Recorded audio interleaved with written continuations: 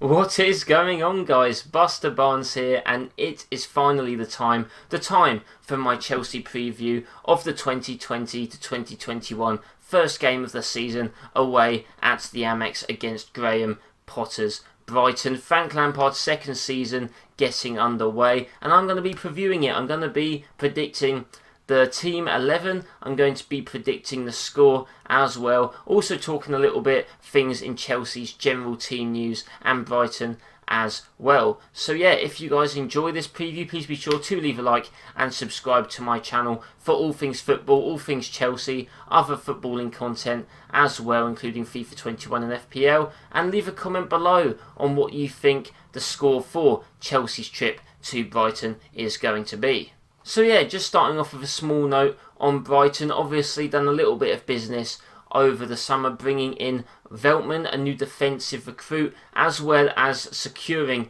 Ben White from Leeds United. Obviously he was just on loan there, but Brighton have not allowed him to go back. Maybe Ben White's a bit upset about that, but this will definitely add some defensive solidity to the Brighton team, and I wonder if Chelsea, the new look Chelsea, will be able to break this down. Brighton have also had some departures as well, Glenn Murray going on loan to Watford, as well as Aaron Moy going to China. They also brought in permanently last season Chelsea youth right back Tariq Lamptey, who has looked great for them last season. I'm very excited to see how his season goes. Wouldn't be surprised if he got a big move one day to a better Premier League team. No disrespect to Brighton though, I actually predicted Brighton to have a good finish to this Premier League season, which you guys can check out on the iCards in my Premier League predictions video, as well as seeing where I thought Chelsea and other teams would finish as well. Obviously, this is Frank Lampard's second season in charge of Chelsea. Very exciting times for us Chelsea fans, as well as seeing all the new transfers come in over the summer. 7 new additions so far. Obviously, Edouard Mendy, all but pretty much confirmed. Thiago Silva, Malang Sarr, Ben Chilwell, Kai Havertz, Hakim Ziyech and Timo Werner. Timo Werner and Kai Havertz, the only two players that could feature in this game against Brighton, as the others obviously either haven't trained yet or there are some injuries as well, such as Ben Chilwell carrying on from Leicester last season and Hakim Ziyech twisting his knee in this exact fixture that took place in pre-season a few weeks ago, where we actually drew 1-1 with Brighton. Hopefully that's not the score this time around. I don't think it should be. It should be a very different game, obviously with all of our young players not being rotated in and out, as well as it just being, the first game of the Premier League season. A lot more physicality, a lot more energy will be seen and will be needed for us to pick up this win against Brighton.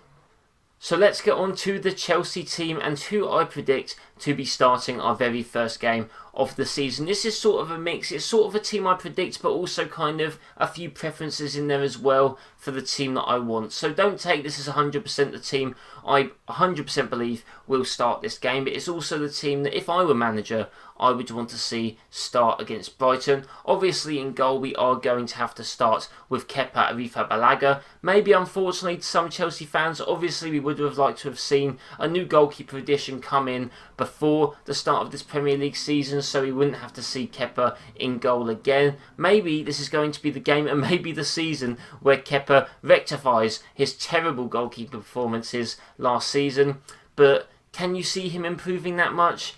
Maybe, maybe not. His goals against record, the XG against him compared to the saves that he made and just things like that meant that, a lot of us Chelsea fans really lost faith in him. I believe that Chelsea should have actually conceded, 12 less goals than they actually did less last season. So, that really shows just how much of a poor season Kepa had, and he's really going to have to step up if he wants to become, or remain, I suppose, Chelsea's number one. Apparently the Kepa camp is happy with Frank Lampard. Apparently there's no breakdown in relationship there. Kepa just basically knows he's been rubbish, but obviously he's going to have to sort that out if Edouard Mendy isn't going to come in and just take his spot straight away, which to be honest, I think that is probably what's going to happen. Edouard Mendy, the 6'6" Senegalese goalkeeper, probably will displace Kepa rather quickly. But, with Kepa in goal, it is going to be very hard to, say that we will definitely get a clean sheet in this game. But to try and help with that, I'm going to go with the centre-backs first, and that is actually going to be Kurt Zouma and Fikayo Tomori, who I know a lot of people think that Fikayo Tomori is going to go on loan, and to be honest, I could see that as well, obviously being rumoured of Everton, but he's got his new shirt number. Lampard has said he's still in the squad, and I'd love to see the duo of him and Zouma come back together from their good performances last season. I personally thought they were our best centre-back duo. They were at least my favourite centre-back duo out of the centre-back choices. And obviously with Thiago Silva not being able to play, I think why not start them both? They complement each other very well. They cover for each other. Both have great recovery pace. Also Kurt Zouma dominant in the air. Both are very good at going forward, or at least, distribution-wise. Kurt Zouma loves pinging a ball to the wings, and Tomori loves driving through teams as well. So I would love to see them as a centre-back duo. It could be anyone, to be honest. Kurt Zouma only came back to training a few days ago, so there is a chance that it could actually be Christensen and Rudiger starting in defence, which I'm not sure I'd really want to see. Those are definitely the two centre-backs that are lower on my personal pecking order. But please, guys, let me know what you guys think of our defensive issues. Will they carry on from last season? Have we sorted out how to deal with set pieces? I don't know. Should be scary, but should also be interesting.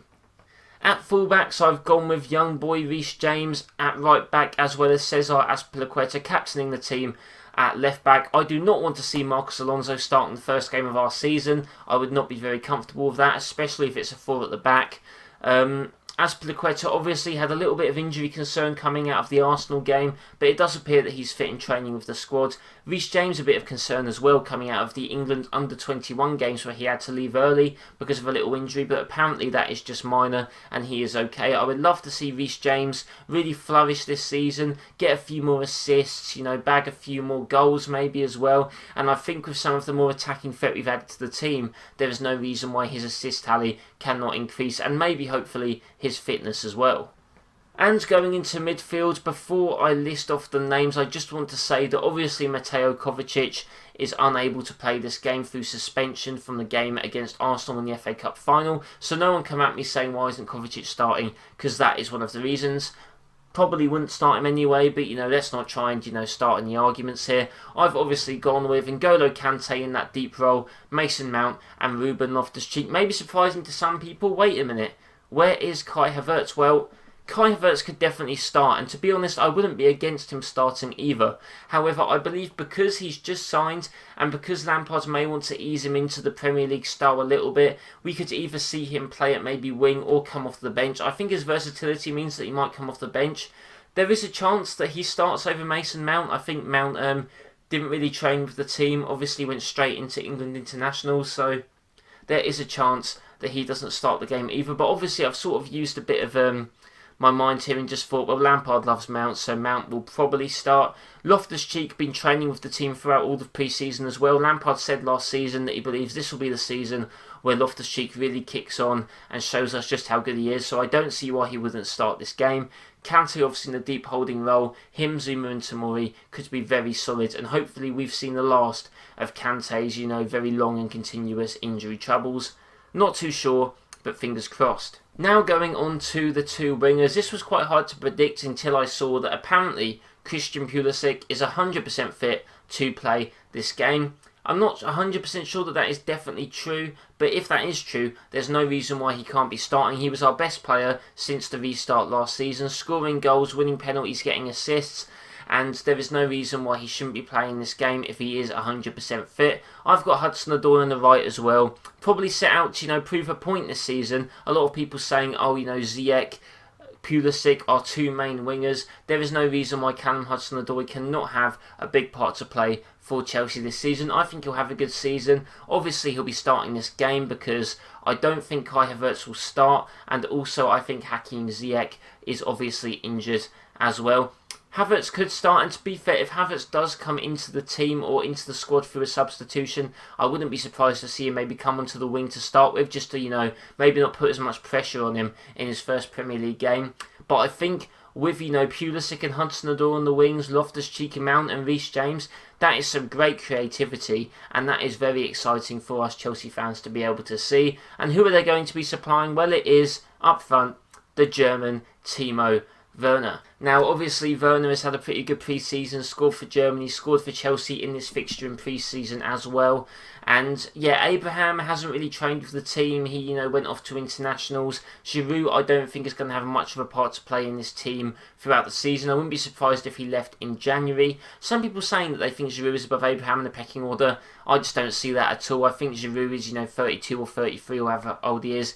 Lampard is definitely going to focus on trying to give Abraham more minutes than him this season. And to be fair, if it wasn't for Abraham's injury problems last season, we probably would have seen Giroud a lot less anyway. But it will be Timo Werner who starts. He's trained with the team, played our pre-season game, and there's no reason why the big money signing cannot get a chance to start the first game of the season and make a mark. So this should be very, very exciting. Looking at the team, guys, this is definitely a team that should win this game, and I'm very excited because the midfield three that I've selected is actually the midfield three that I've wanted to see for a while at Chelsea with Loftus-Cheek and Mount and Kante. I just think that could do bits. Obviously, maybe you won't see it for long because Havertz will obviously come in as he should do at 70 million or however much it is we paid for him.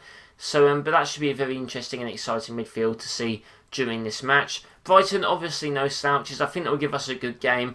They'll be more solid defensively. I think attacking-wise, though, they're maybe not that strong, so hopefully we could, see us roll a few goals past them.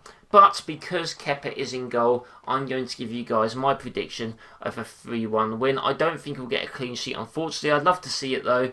And, hopefully Kepa has a great game.